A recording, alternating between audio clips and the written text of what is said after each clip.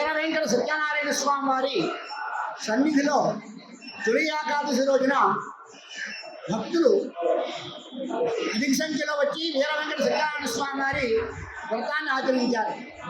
మనకు ఉన్నటువంటి ఒక సంవత్సరంలో వచ్చే 24 ఏకాదశుల్లో ఆషాఢ మాసంలో వచ్చే ఏకాదశిని తొలి ఏకాదశి అని అంటారు. దీన్నే శయన ఏకాదశిని కూడా అంటూ ఉంటారు.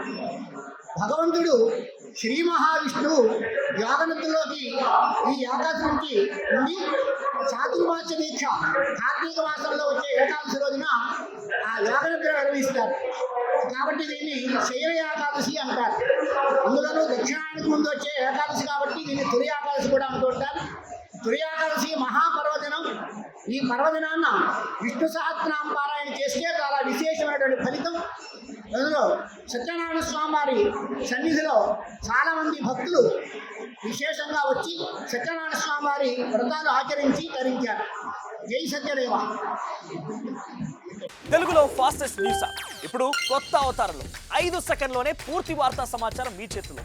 సోషల్ మీడియా ట్రెండ్స్ మీ కళ్ళ ముందుకే live TV and voice search ఆప్షన్స్తో ఇప్పుడే డౌన్లోడ్ చేయండి. యాప్ లింక్ డిస్క్రిప్షన్లో ఉంది.